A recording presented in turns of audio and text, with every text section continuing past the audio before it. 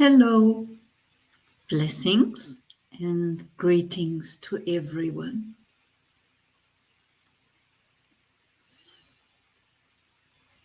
Today I would like to start with some Namo Tassa Bhagavato Arahato Samma Sambuddhassa. Namo Tassa Bhagavato Arahato Samma Sambuddhassa.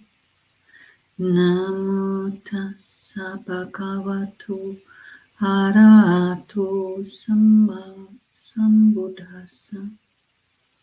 Buddham Dhammam Sangham Saranam Gacchami. This is Ayya Phalanyani speaking from Germany, from Aninja Vihara.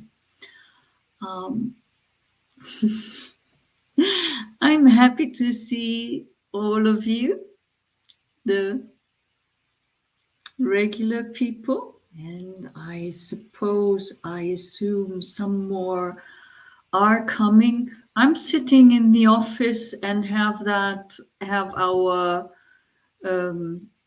Buddha Rupa that we have in the meditation hall and as a background, but you might see me move and then you will most probably see some of our year's planner in the background.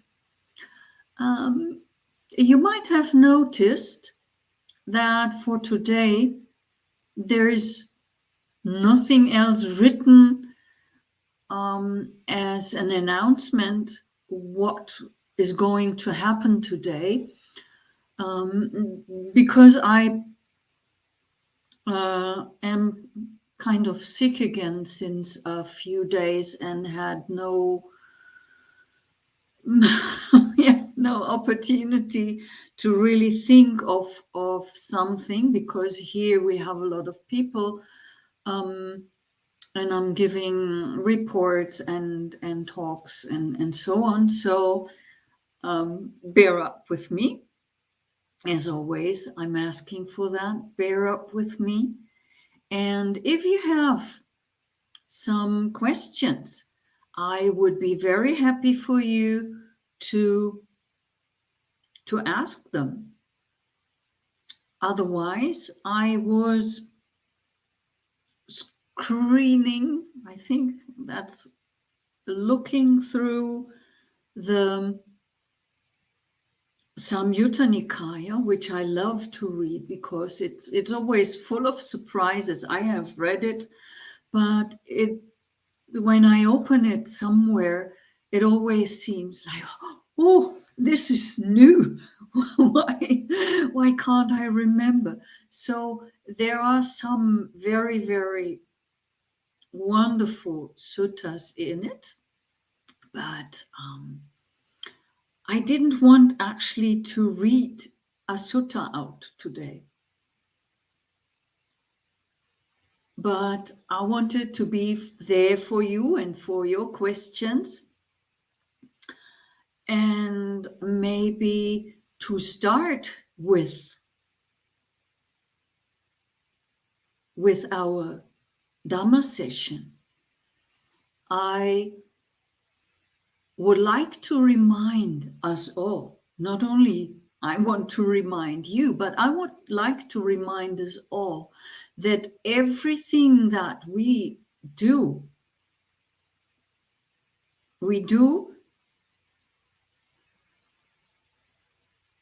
I think, because we have faith in the Buddha, in the Dhamma, and the Sangha, and we do that our faith in the Buddha, the Dhamma, and the Sangha deepens, so that we can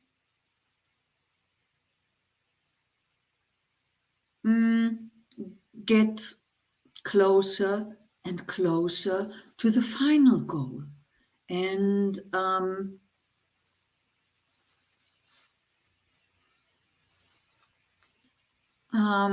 yes, I'm reading very, very happy the chat. And I really please, I have to ask you to bear up with me, because my brain is so much in fog, and I really can hardly think. And but what Buddharuchi is saying in the chat, I don't know if you can see it all, or otherwise I will just put it here for all of us to read. Perhaps you might speak a bit about equanimity. This is wonderful. Yes. We say it is, in fact, the fourth jhana. Yes. Right. So that is a good thing to start with. So after the reminder that our practice is important and that we shall go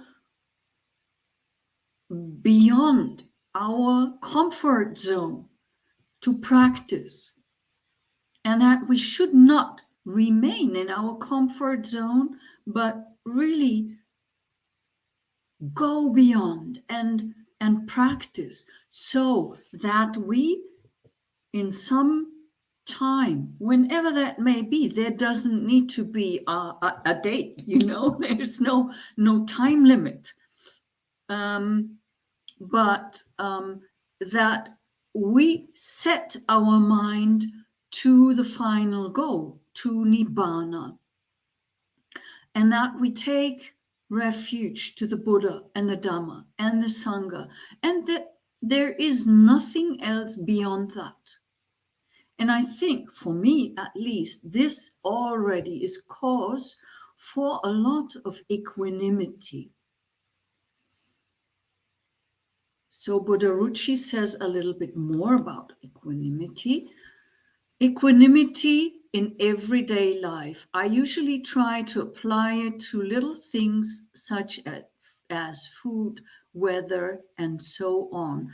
I give thought to likes and dislikes and try to approach it with equanimity.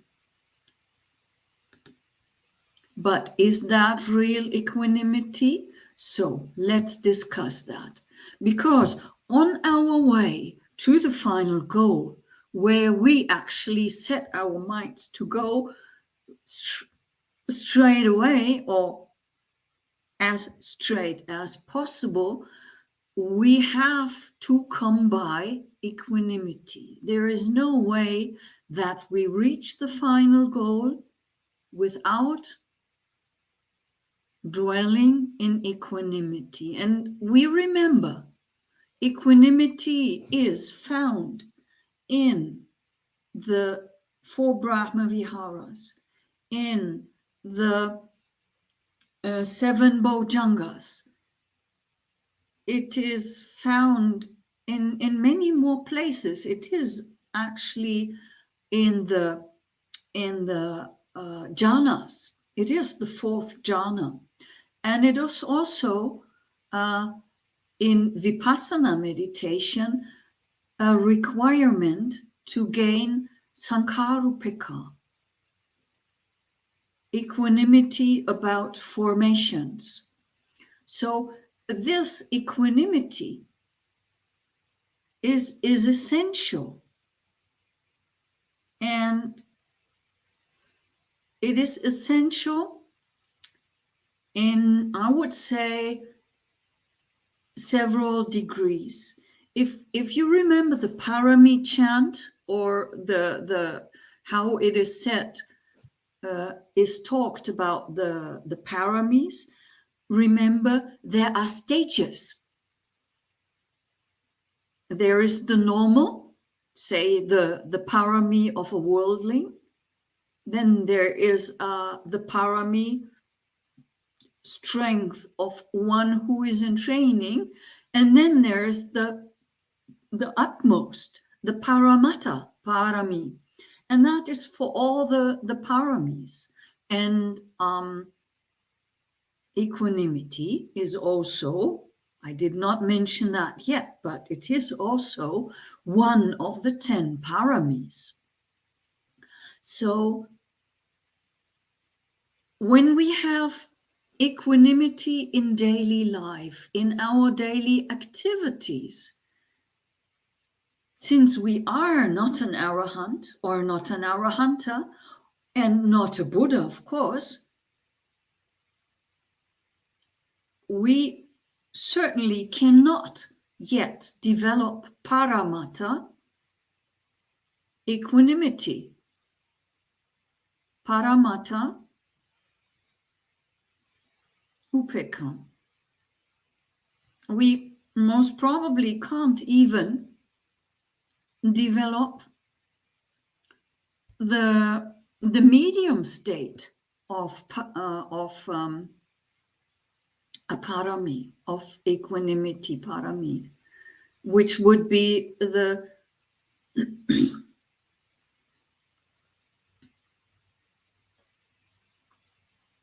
upa paramat.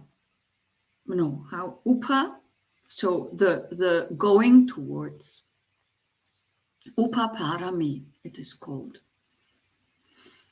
So most probably not even that. But when we are in a position to remain in equanimity about formations, let's say what Buddha Ruchi just mentioned, in daily life, about the food, about the weather, about the body being feeble and getting sick all the time, without getting freaking out that the mind does not work as it should be. I do actually want to freak out, but I try to be equanimous and not to freak out. In fact, just to remain equanimous, knowing, acknowledging every single moment that things are as they are. The food may be not hot enough, too cold, too spicy, too this, too that, too sweet, too whatever. The weather too hot, too cold. We have likes and dislikes. We train them from a very, very early state on. As children, from 2, 3, 4 years onwards, we train our likings and dislikings. We train to decide whether we like something or not. And we find delight. We find delight in not liking somebody. We are fascinated by things, or we are adverse. In fact, we hold on to everything that occurs, that comes close, and lets us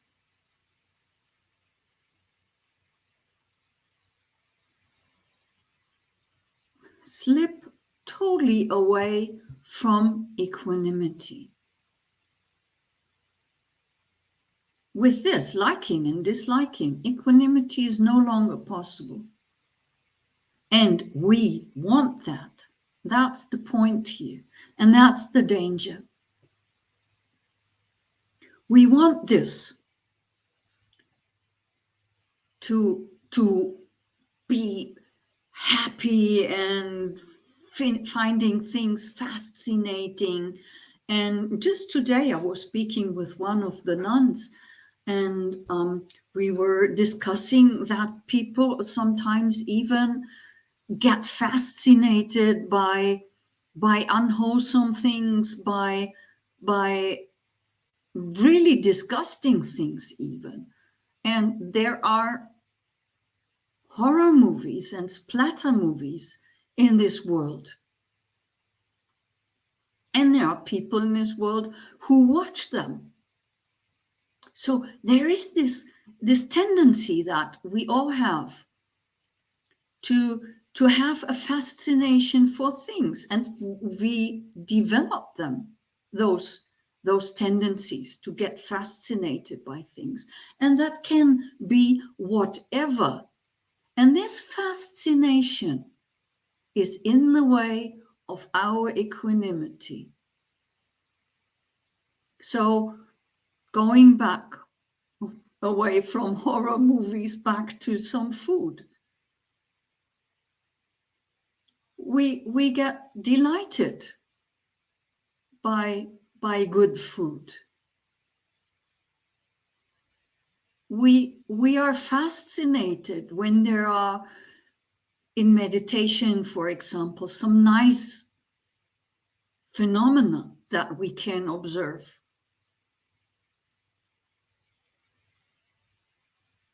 And we even are clinging onto unpleasant things, unpleasant feelings or thoughts before we bear equanimity. Because equanimity is something that for some people, for most people, is hard to bear in their hearts. Because we are so much used to liking and disliking,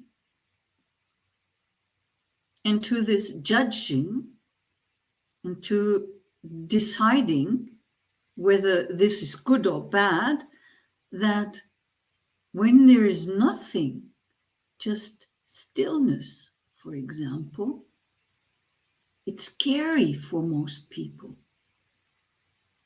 When the thoughts really start to cease and calm down, it can become really scary.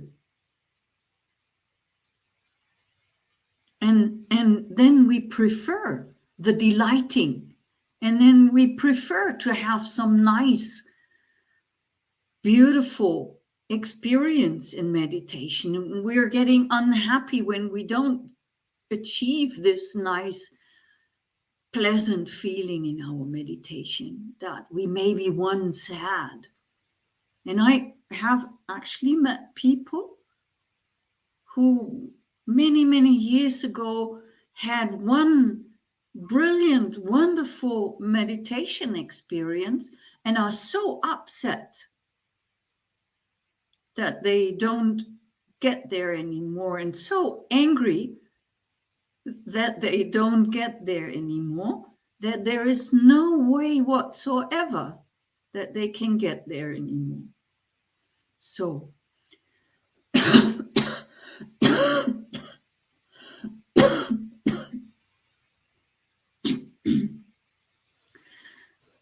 equanimity really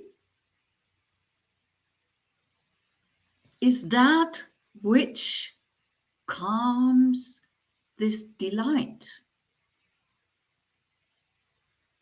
and this aversion towards the worldly matters. It calms it down. In the fourth jhana, you wouldn't have that anymore.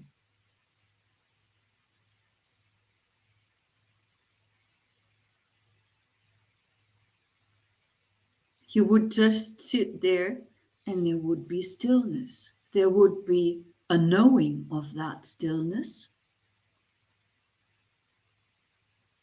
but not much else. What is going on?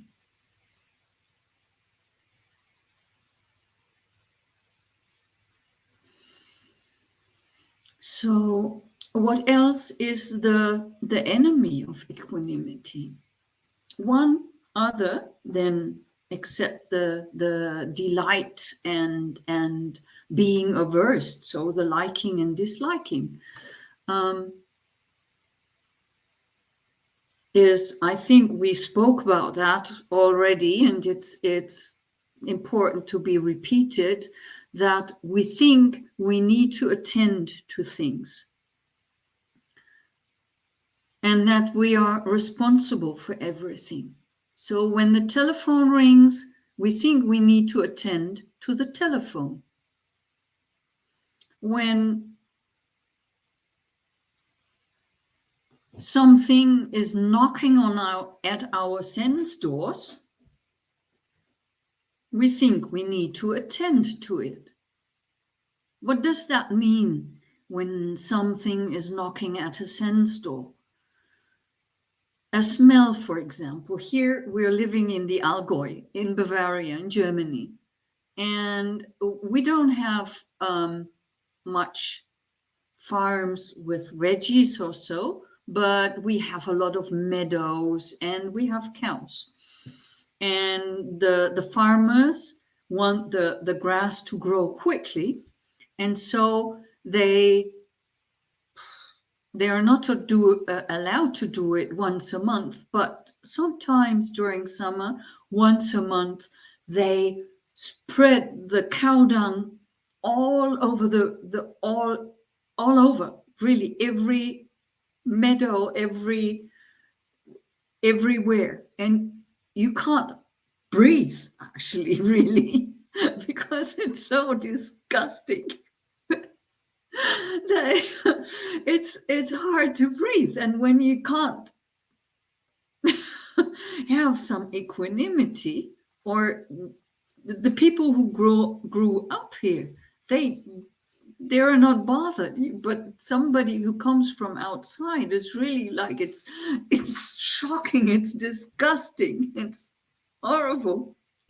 So, and you want to do your walking meditation outside, and you want to have serenity, and you want the weather is nice and the birds are singing and it's so beautiful, and then you step out and it knocks you almost down. And then to develop equanimity and just to breathe this in and live with that, because you can't do otherwise. You have to breathe, no? So that is one sense door, the smell. We have other sense doors, of course.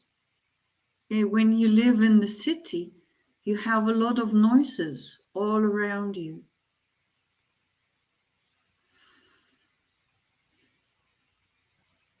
And the noises are not only staying outside, you let them in, because we have no way to close the ear sense doors. The ears are even open at night. And even when we put something like wax into it, we hear, because we do have that sense door, and we do have a knocking on the sense doors. So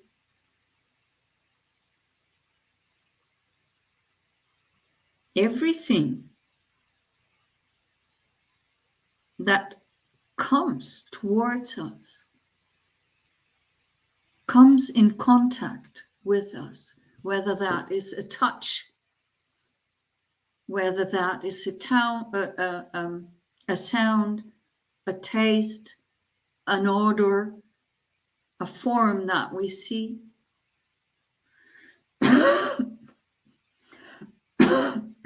Or a mental phenomena that occurs to us.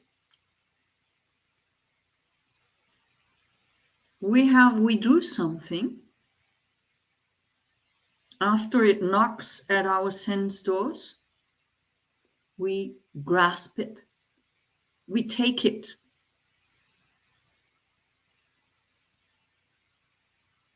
And it's not recommendable at all times to take it. So for one part in daily life, we would need to learn to accept things as they are. to accept the spicy food or the salty food as much as the rainy weather or the horrible odor.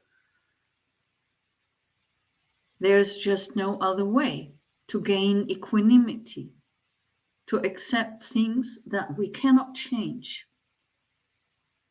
because we would run out of energy if we wanted to try and change. So that is not the way. That is sometimes not possible to change. So we can only accept. And when we start to accept things, something very, very encouraging happens. We start to learn somehow that things are not as bothering anymore. When we start to accept, we start to relax.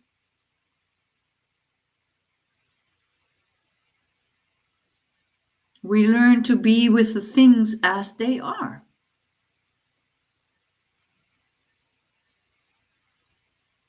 And that is one very important step towards equanimity.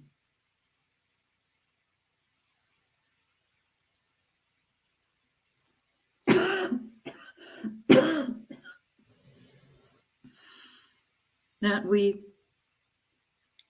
just can be with what is without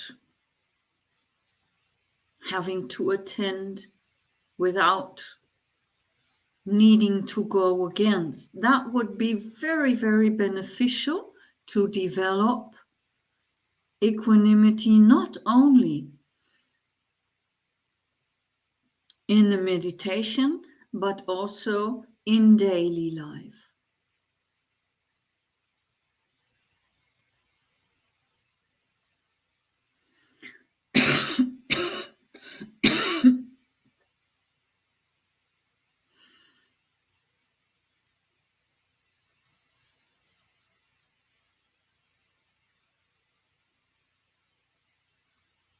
We were talking here in the monastery the other day about how the world outside presently kind of demands that you take a stand, that you decide whether you be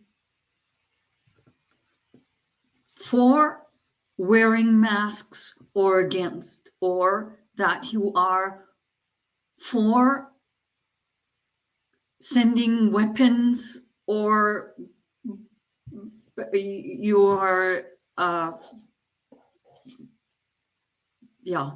some weird person who wants to have people, defenseless people killed. So presently there is very much discussion about taking a stand. And I think this is, for one, very, very opposed to equanimity. And we don't need to do that.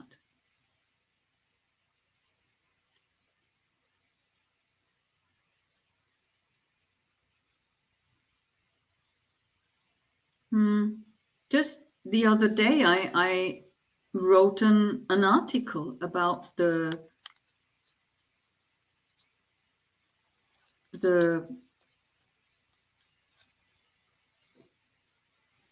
situation and what I would think about. I was asked what I was thinking about the discussion of whether one sends weapons to Ukraine or not. And really, I don't know how it is in AmeriCourse at some other place in the world. But here in Germany, this is a very important discussion going on presently. And if you say, no, I want peace, I do not wish weapons to be sent to anywhere because I don't want any form of weaponry. How is that word again? So encounter.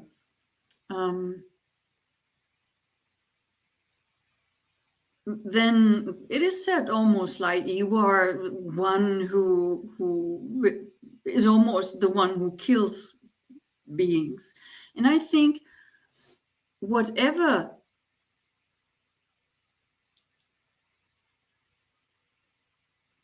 I don't know that word stance, I think it whatever opinion you take on, whatever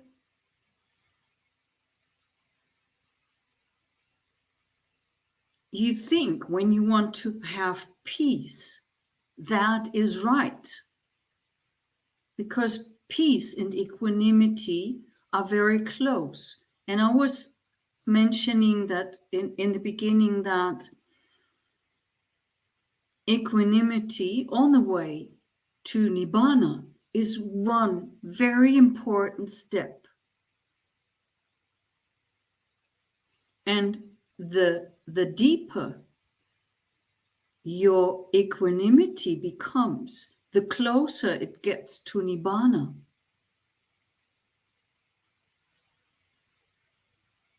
And thoughts of peace, thoughts of no, I don't want people to be killed and I don't want weapons to be sent, or just not taking any of the opposites. I want to protect people, but also I don't want to freak out about sicknesses, is the middle way. So the middle way is that one what we can use to find our path to peace.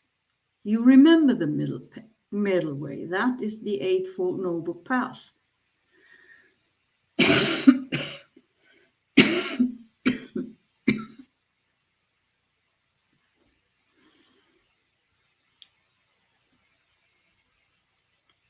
Now,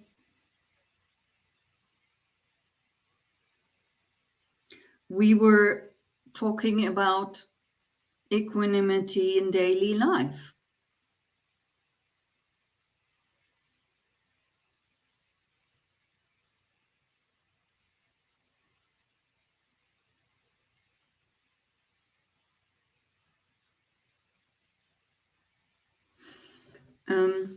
There's a question that I was reading, so excuse me bitte. Excuse me bitte. So equanimity in daily life would little by little lead.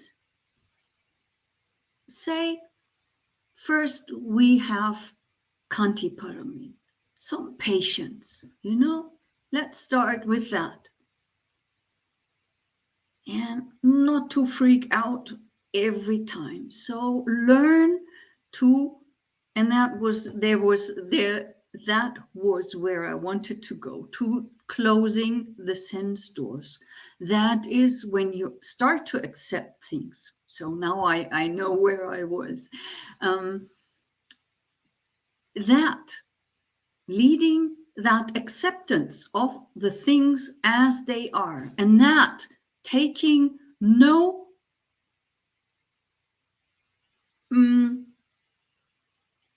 stance at the extreme ends in any way, but to stay in the middle and to stay with the heart and to just try to understand which is wholesome and which is unwholesome, and to incline more and more towards the wholesome. That then would lead to closing the sense doors. And when we come towards closer and closer towards closing the sense doors, we would be able to go into the jhanas. We would go into meditative states of equanimity. But it's a long time of training. Maybe so for some it's a short time of training. But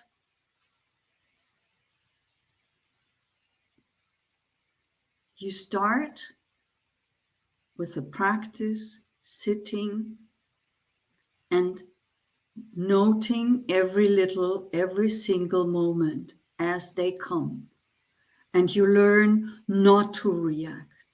And you learn when the fly comes and buzzes around your head and so on. And you sit there and could freak out. You don't.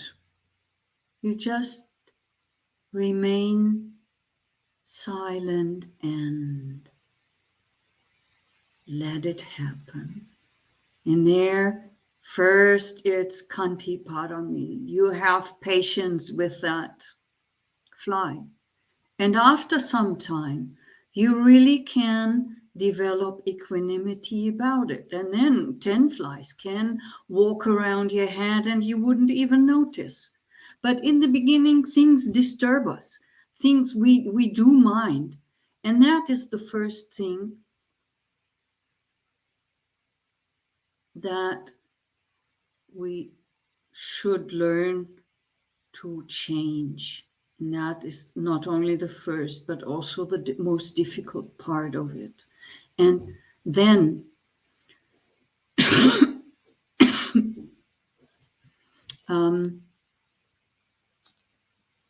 yes, Barry,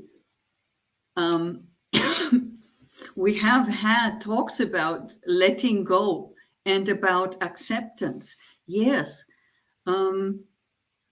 I did not read entirely what you have said because I needed to find back to what I was about to say, and it's a little bit hard for me to concentrate because all of that brain fog. So please bear up. I'm going to read what you said. Buddha becomes enlightened. What to do?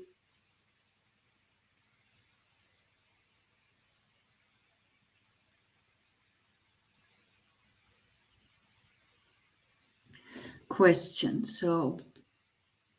Question. One can say it is about acceptance, letting go, right? But did the Buddha teach in art as a rebuttal to religion, Hindu of the time? I'm not entirely understanding your question. But we have talked about letting go, which is most of the times pahana.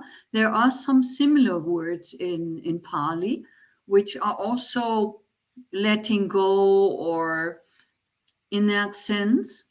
And that, of course, is also accepting, letting go, one very, very important step. But letting go of what? Accepting what?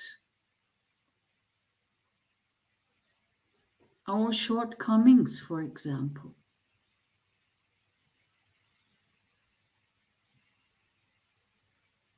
Barry, I'm not too sure.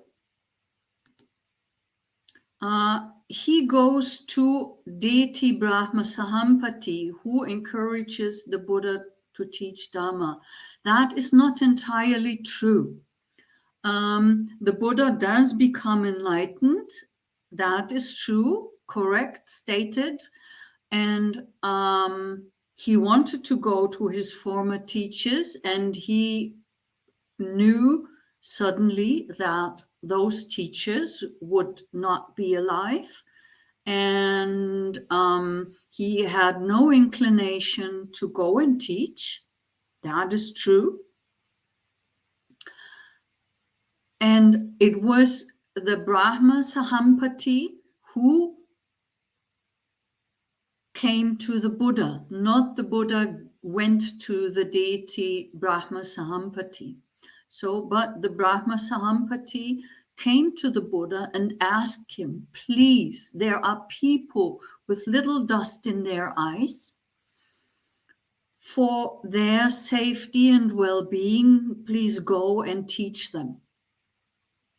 And the Buddha was convinced by that and agreed to this. And this, of course, needs the utmost acceptance and the utmost letting go of what you yourself want to do. Because the Buddha just had to want to sit there.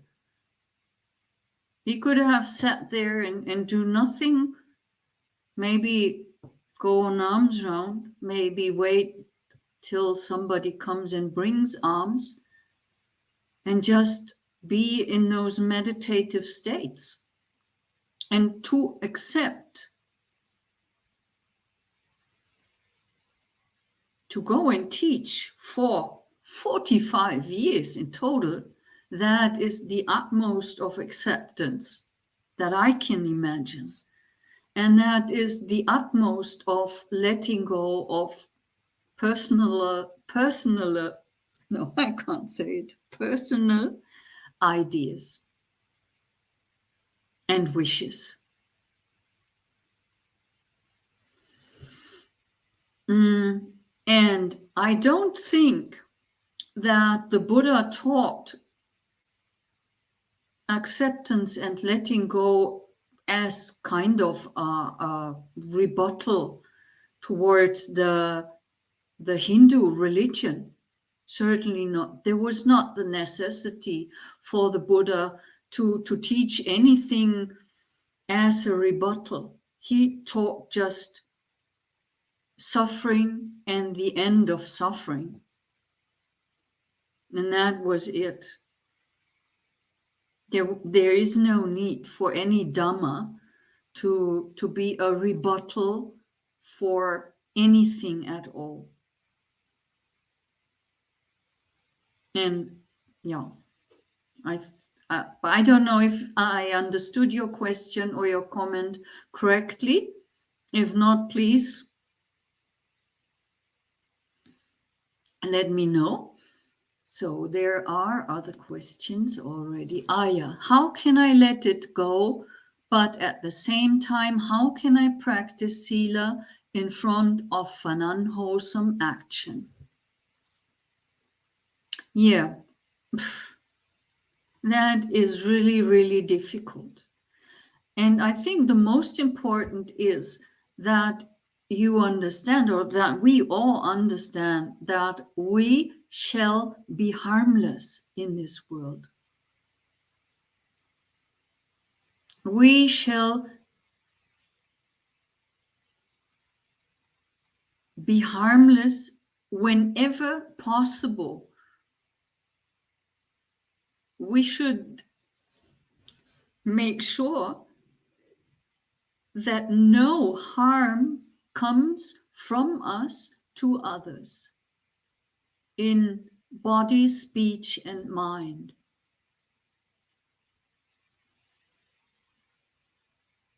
And you know, we were talking about the reacting earlier. And we think we need to react to everything. And sometimes we actually do need to react in the face of unwholesomeness that happens. But we do not need act always. And we can't act always. And if we act unwholesome, we most probably do better if we do not act at all. But it's very difficult to distinguish those instances, and I think this is the most difficult thing to distinguish. Where shall I jump in and help and do something in front of unwholesomeness, and where shall I just pull myself out and say nothing? I mean, here in the monastery there is not so much unwholesomeness, but sometimes nuns do things as everybody, and I, as the teacher, think, "Ooh, that shouldn't have been done. That is unwholesome." And I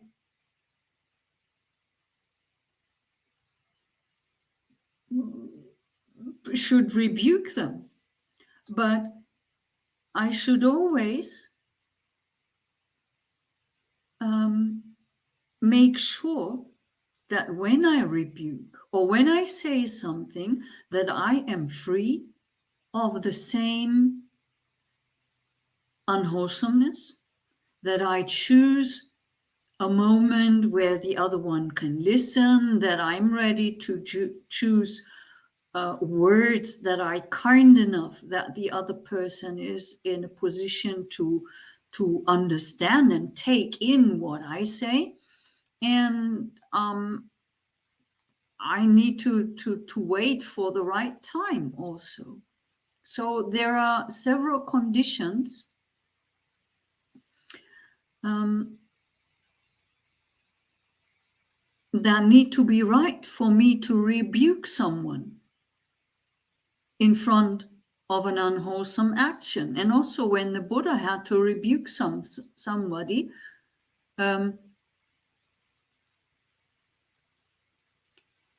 sometimes he used strong words, but it was a certain time, and the Buddha made sure that he used words that the other one can understand. So, but this is kind of easy, out there in some cities. For example, when you're living in a big city,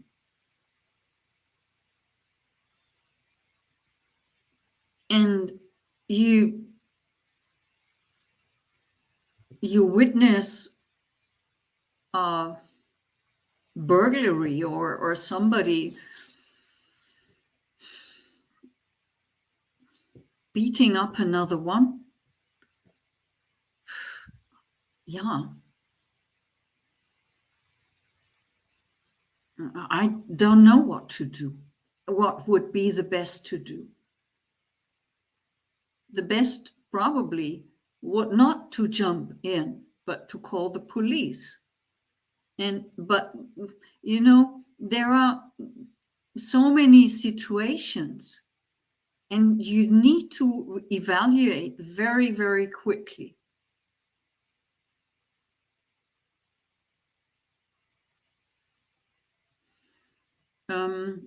How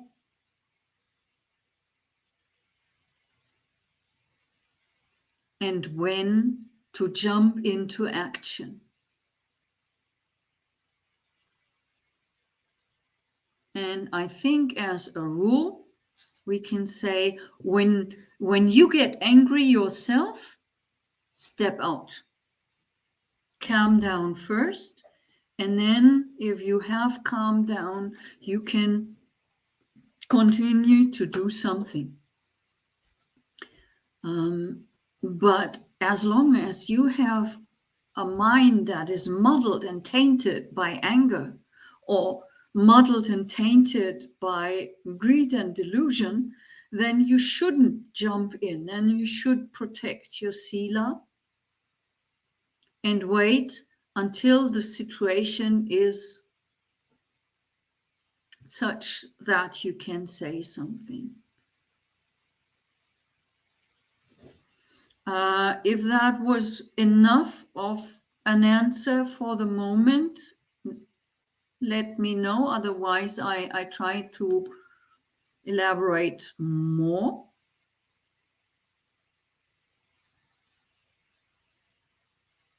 And yes, this is a question that is often, very, very often asked. Here, what is the meaning of Buddha?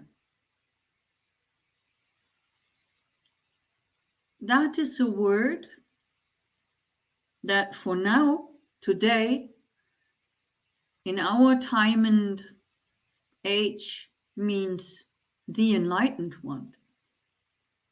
But it comes from a syllable. I'm not a Pali expert, but it comes from the word, from the root syllable, bhu.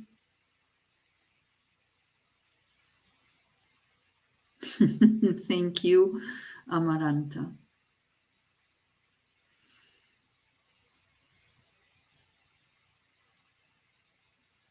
And for us, Buddha is the greatest being that has ever existed in this world, and who has taught the best thing that could have ever happened to humankind.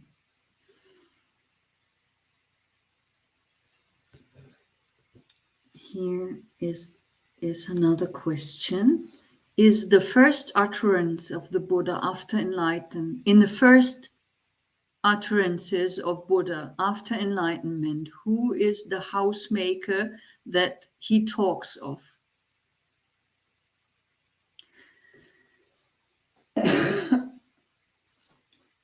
The house is the 5 khandhas. That would be the house. And the housemaker is anyone who thinks that these 5 khandhas would be an I or a self, or any of this would be mine.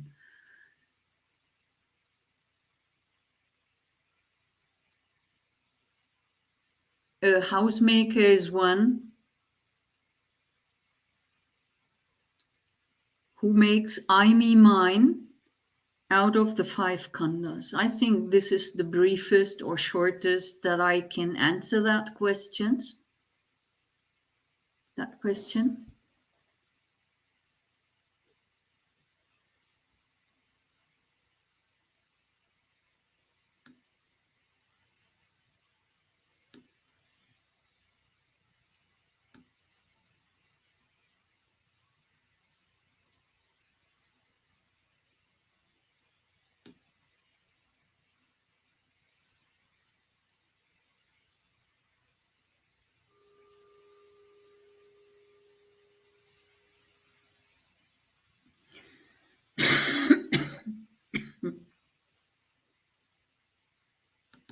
There is another Ayya, craving and attachment.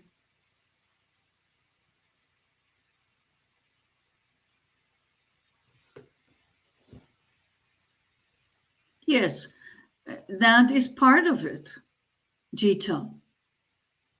Craving and attachment is what is making I and me and mine. Without I, me, mine, there is no house. And craving and attachment. So this is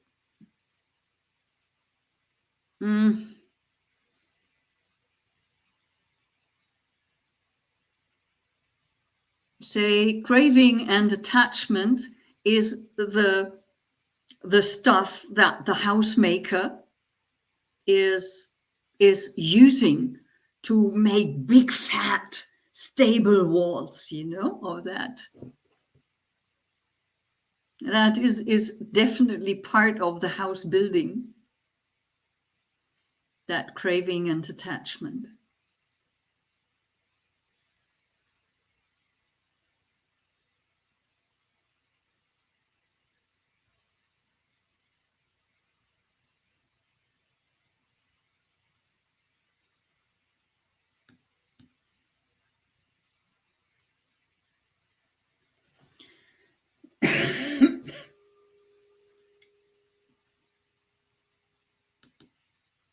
Craving, attachment is bringing us back to samsara. Yes, it does, of course. Tanha is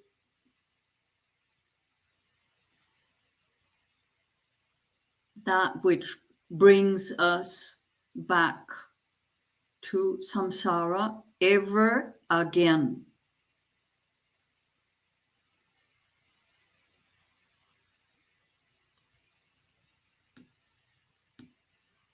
Right. So this comes, so when he says that no more house building, he meant that craving has been extinguished. Yes. There is no more building material, and the khandhas have fallen into their parts. There is no more I, me, mine, so there is no more house.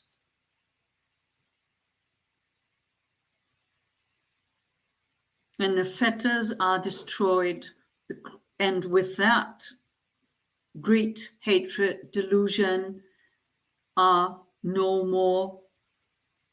So all of this that we are subject to is gone.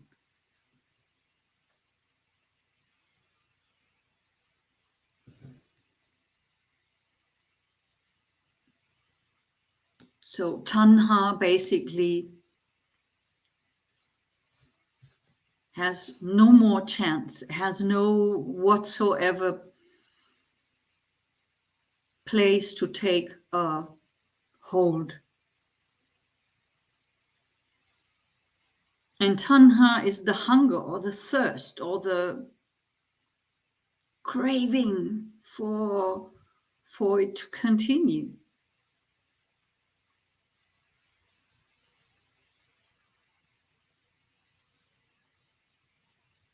And then we're back and back and again and again and again in samsara.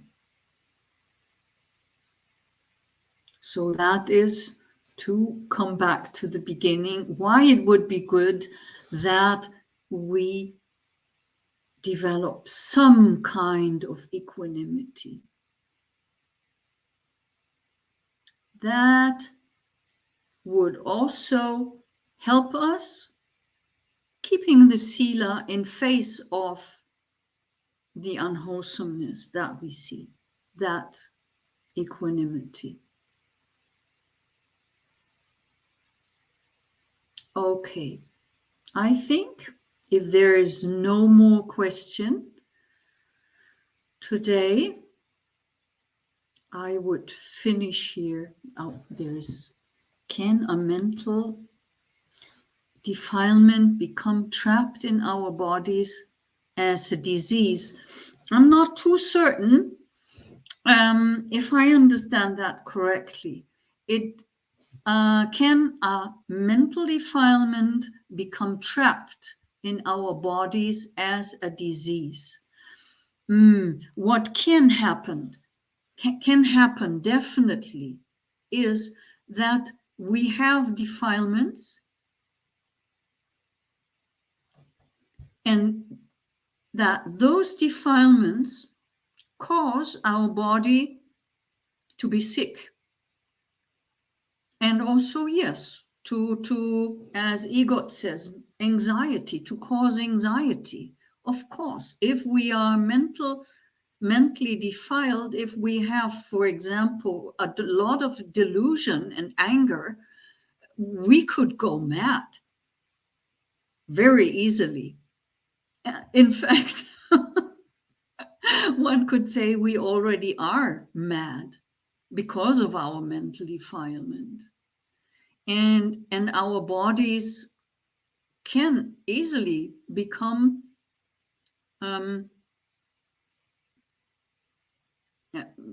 sick and have diseases because of defilements. But it's not only because of that. This is not the only reason. You can't say somebody is so defiled and therefore this person is always sick.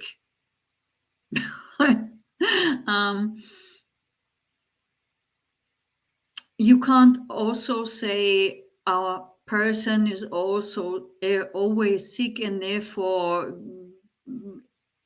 that must be because of bad karma. It's not that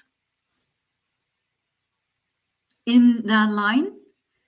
You can't say it so directly, but there might be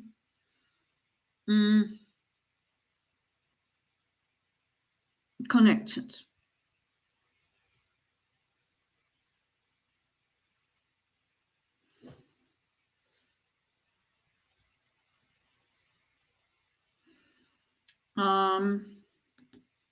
Thank you for your kind words, Facebook user. You can actually check our website, aninjavihara.org. I will post it.